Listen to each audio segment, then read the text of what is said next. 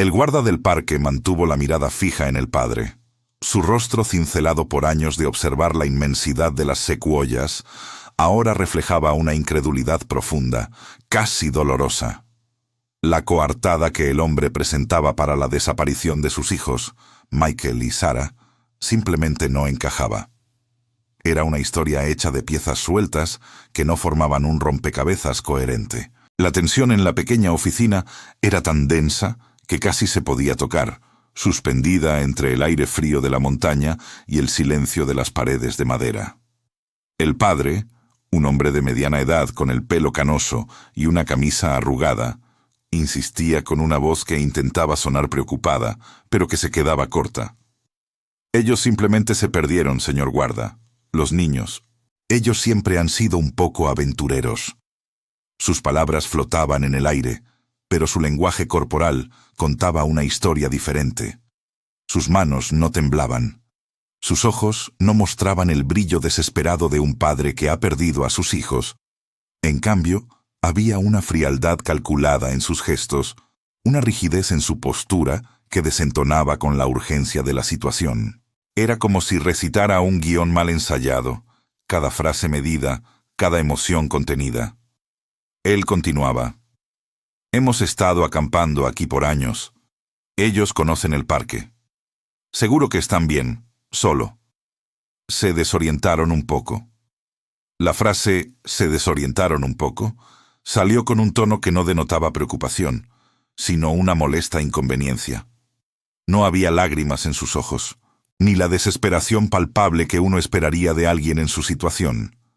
Era una actuación, y el guarda, con su experiencia en la naturaleza y en la gente, lo sabía. Podía leer las mentiras en el aire tan claramente como leía las huellas de los animales en el barro. Mientras tanto, afuera, un helicóptero de búsqueda sobrevolaba el denso bosque de secuoyas, su zumbido lejano apenas audible a través de las gruesas paredes de la oficina. Era una imagen de esperanza, pero también de futilidad. Las secuoyas, gigantes silenciosos que habían visto siglos, guardaban sus secretos celosamente. La inmensidad del parque, con sus cañones profundos y sus senderos intrincados, era un laberinto para los inexpertos y un desafío incluso para los más preparados. La búsqueda apenas comenzaba, pero la sensación de que algo andaba muy mal ya se había instalado. La verdad, como las raíces de las secuoyas, siempre encuentra su camino. Esa frase resonaba en la mente de cualquiera que hubiera pasado tiempo en ese lugar.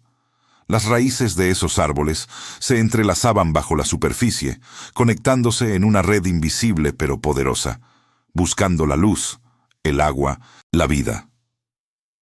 Así, la verdad tenía una forma de emerger, por mucho que se intentara ocultar. El guarda no apartó la vista del padre. Un silencio incómodo llenó de nuevo la habitación, mucho más pesado que el anterior. Era un silencio cargado de preguntas no dichas, de sospechas que crecían como la maleza. El padre, consciente de la mirada, intentó romper el silencio con una tos forzada, pero el guarda no le dio la satisfacción de responder. Solo continuó observándolo, permitiendo que el peso de la situación se asentara. La investigación apenas comenzaba, pero ya se sentía que este no sería un caso más de niños perdidos en el bosque. Este era diferente. Este tenía un sabor a engaño, a algo mucho más oscuro que un simple accidente. Antes de continuar, suscríbete al canal y dinos desde dónde nos estás viendo en los comentarios.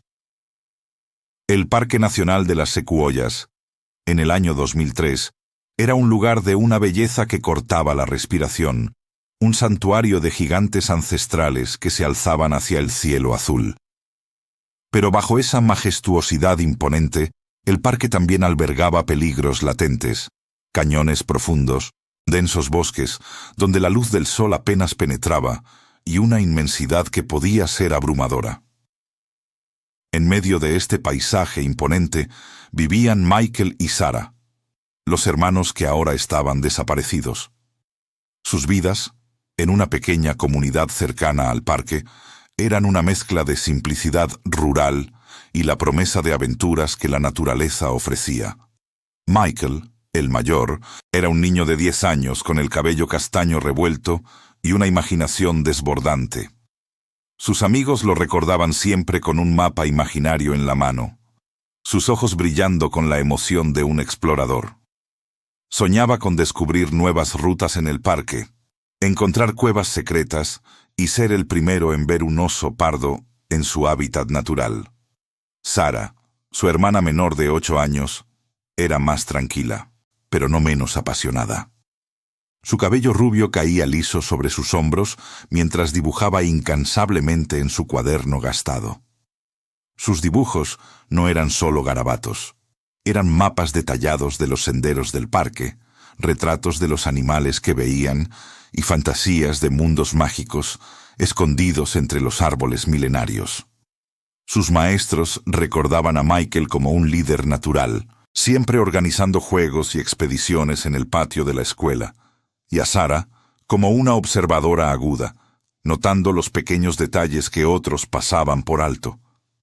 La vida de los hermanos era, en la superficie, idílica. Pasaban sus tardes explorando los límites seguros del bosque cercano a su casa, construyendo fuertes con ramas caídas y recogiendo piñas gigantes. Su conexión con la naturaleza era profunda, casi una extensión de sí mismos. En casa, la normalidad era una fachada. Su padre, un hombre reservado y a menudo ausente emocionalmente, trabajaba largas horas en el aserradero local. Su presencia física era intermitente y su presencia emocional casi inexistente. Esta distancia creaba un telón de fondo de anhelo constante en los niños, una sed de atención y afecto que nunca parecía saciarse. Michael y Sarah, a pesar de su juventud, sentían el peso de esta relación compleja. La desaparición no era un evento aislado, un accidente repentino en el bosque.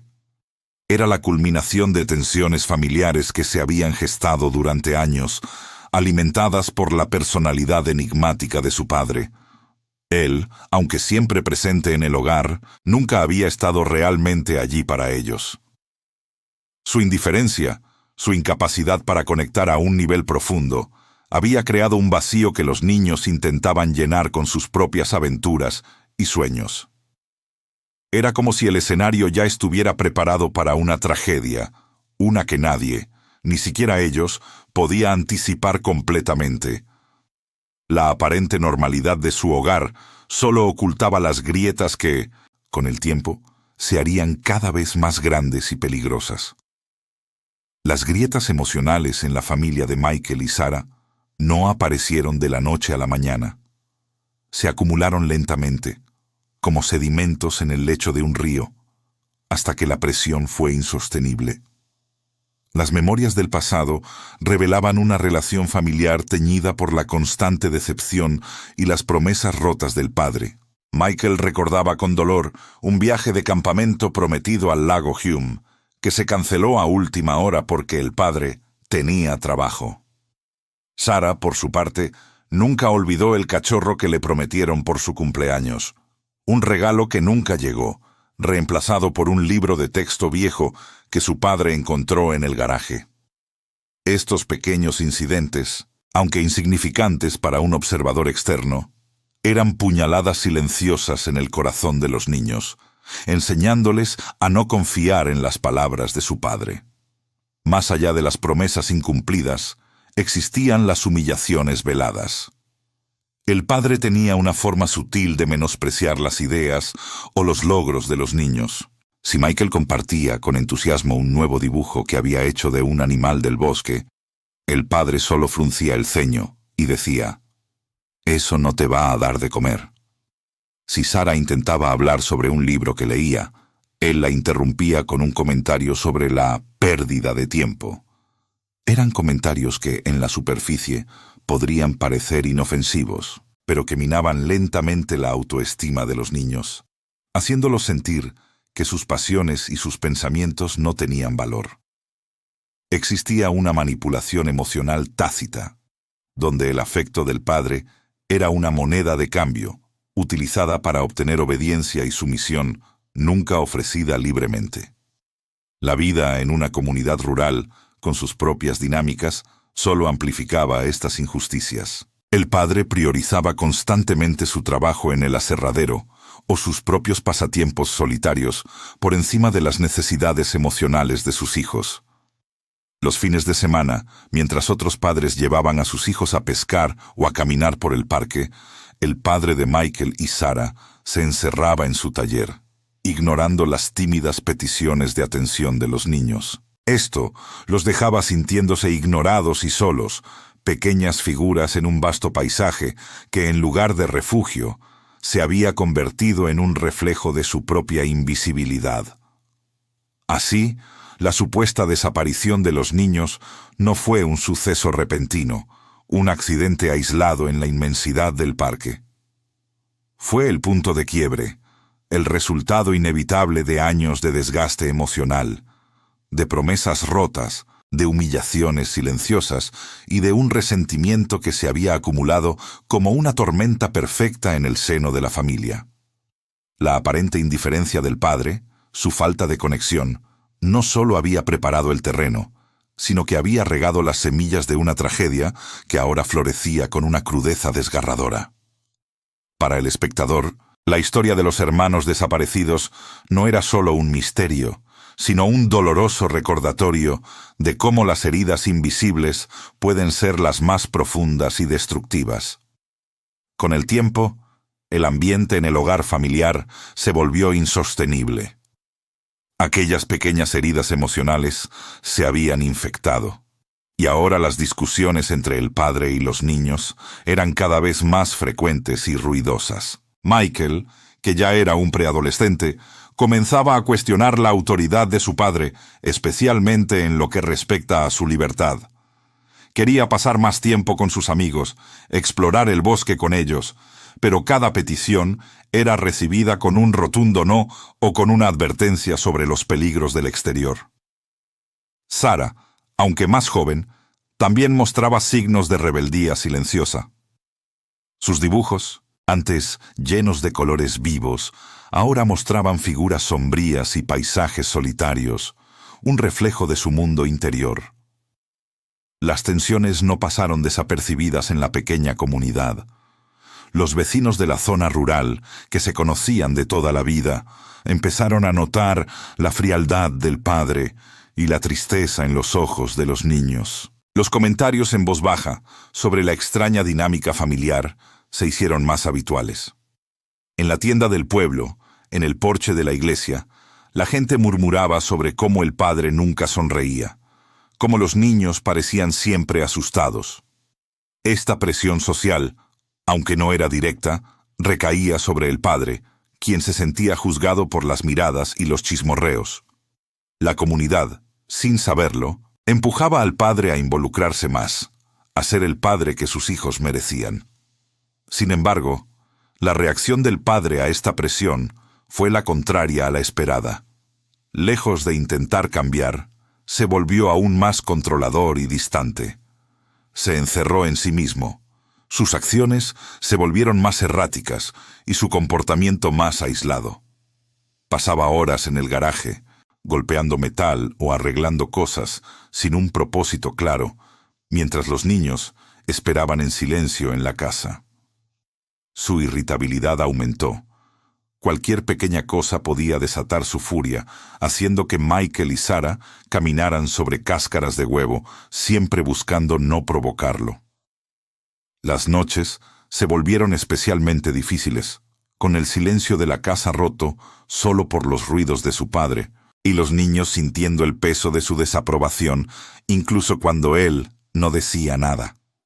El juicio de los vecinos y parientes creaba una atmósfera de asfixia emocional para Michael y Sarah. Se sentían atrapados, sin salida.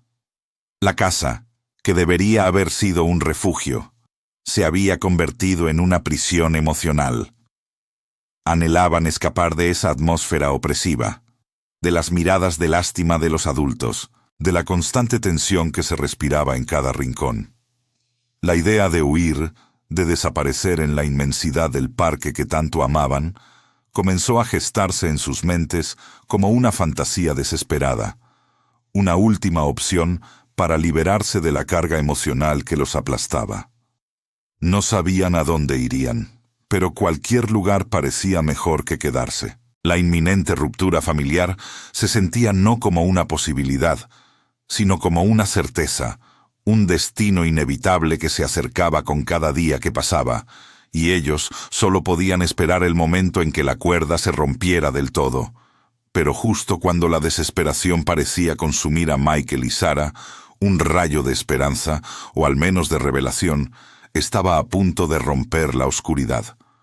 Un día, mientras la búsqueda de los niños se intensificaba sin éxito, una amiga cercana de la familia, la señora Elena, quien a menudo cuidaba a los hermanos, estaba ayudando a organizar la habitación de Sarah, buscando alguna pista, algo que pudiera indicar a dónde podrían haber ido.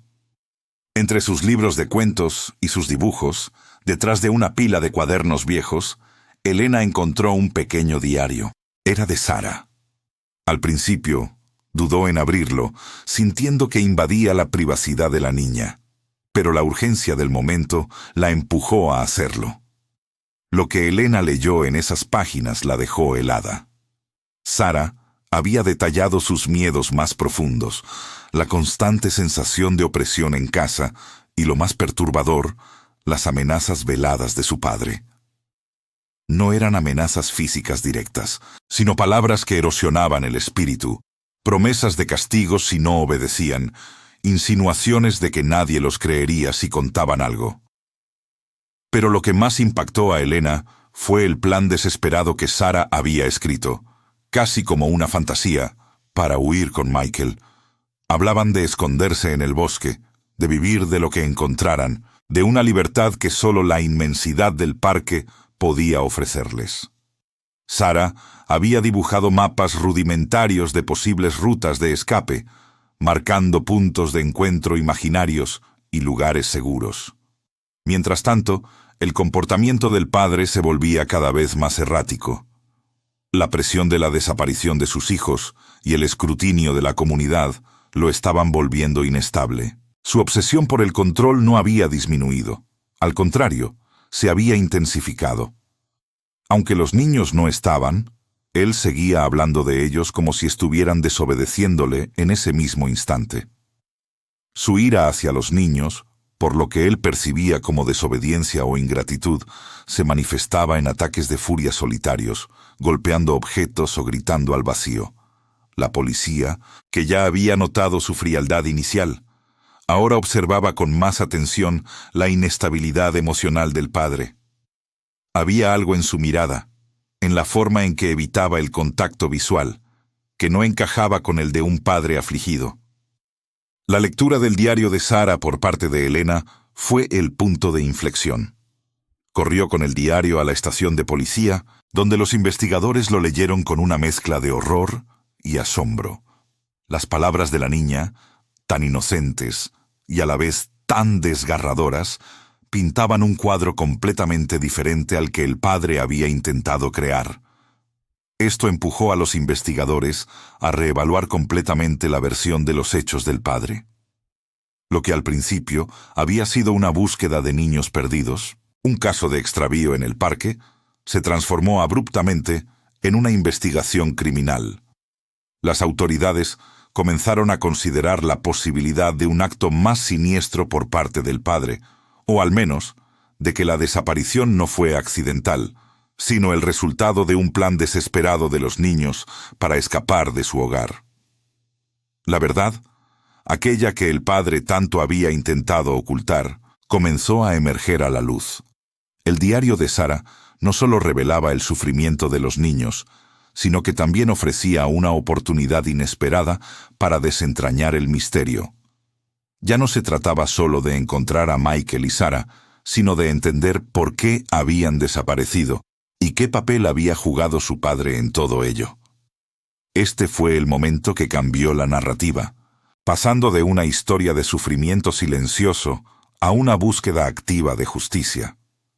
La comunidad, antes confundida, ahora sentía una mezcla de indignación y una sed de respuestas. La desaparición de los hermanos ya no era solo una tragedia, sino un enigma con un posible culpable acechando en las sombras. La investigación criminal estaba a punto de tomar un giro oscuro y definitivo, con el pequeño diario de Sara como la llave que abriría todas las puertas. El padre fue llamado de nuevo a la estación, pero esta vez el ambiente era diferente. La cortesía inicial de los investigadores había desaparecido, reemplazada por una intensidad implacable. Las preguntas eran directas, incisivas, y su tono no dejaba lugar a evasivas. Al principio, el hombre intentó mantener su fachada de padre preocupado, negando cualquier conocimiento sobre las acusaciones implícitas en las preguntas. Su voz se elevaba en ocasiones, mostrando ira ante lo que consideraba una falta de respeto, una insinuación de que él podría haber hecho algo a sus propios hijos. Pero a medida que la evidencia del diario de Sara se ponía sobre la mesa, su negación comenzó a resquebrajarse. Las palabras de su hija, leídas en voz alta por uno de los detectives, golpearon como martillos, rompiendo su resistencia. Su ira se transformó en un colapso emocional, no de tristeza por sus hijos, sino de desesperación al verse acorralado. Gritó, golpeó la mesa y finalmente se encogió en su silla, un hombre derrotado. La noticia del diario y la nueva dirección de la investigación se propagó como un incendio por la pequeña comunidad. Familiares y amigos de Michael y Sara reaccionaron con una mezcla de dolor, incredulidad y una rabia profunda. Elena, la amiga de la familia que había encontrado el diario, sentía una culpa abrumadora por no haberlo descubierto antes, un sentimiento compartido por muchos vecinos que ahora se lamentaban de no haber intervenido. Algunos recordaban las miradas tristes de los niños, los silencios incómodos en la casa del padre, las veces que Michael y Sara parecían evitar su propia casa.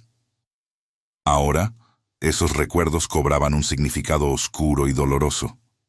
De repente, la comunidad se llenó de acérrimos defensores de los niños, personas que exigían justicia para Michael y Sara, pidiendo que el padre pagara por lo que había hecho. La pequeña comunidad rural, acostumbrada a la tranquilidad y a la familiaridad de conocerse todos, se dividió. Algunos, incapaces de creer la magnitud de la traición, defendían al padre. Citaban su reputación de hombre trabajador, aunque reservado, y se negaban a aceptar que alguien que conocían pudiera ser capaz de tal crueldad. Argumentaban que el diario de una niña podría ser el producto de una imaginación demasiado activa, o que los investigadores estaban equivocados. Pero para la mayoría, la evidencia era innegable. Las palabras de Sara, tan puras y desesperadas, no podían ser ignoradas. La dinámica de pueblo pequeño, donde todos se conocían, amplificó el drama y el escrutinio. Las conversaciones en la tienda del pueblo, en la iglesia, en los pocos bares, giraban en torno al caso, a los niños desaparecidos, al padre y a la verdad que se estaba revelando. Las miradas de desconfianza y juicio se cruzaban en las calles, y las amistades de toda la vida se ponían a prueba. La voz en off describía el impacto devastador que esto tuvo en la comunidad. Las fachadas de normalidad se cayeron, revelando las grietas y los secretos que habían estado ocultos bajo la superficie. Para los pocos familiares restantes de los niños, el golpe fue doble. No solo habían perdido a Michael y Sara, sino que la verdad sobre su sufrimiento y la implicación del padre era una herida que parecía imposible de cerrar. Luchaban por procesar la verdad, por entender cómo un miembro de su propia familia podía haber llegado a tanto. La incredulidad se mezclaba con la vergüenza y el dolor, dejando cicatrices invisibles en el tejido de la familia. La comunidad entera se vio obligada a confrontar sus propios prejuicios, sus propias cegueras, y la dolorosa realidad de que, a veces, los monstruos se esconden a plena vista, detrás de las puertas de al lado. La inocencia del pueblo se había perdido, reemplazada por una sombra de sospecha y tristeza que tardaría mucho en disiparse. Con el diario de Sara como una guía desgarradora, la policía intensificó la búsqueda, ahora con una hipótesis clara de crimen. No se trataba de niños perdidos, sino de víctimas. Equipos de búsqueda, antes desorientados, ahora usaban nuevas técnicas, rastreando cada pista mencionada en las páginas de Sara.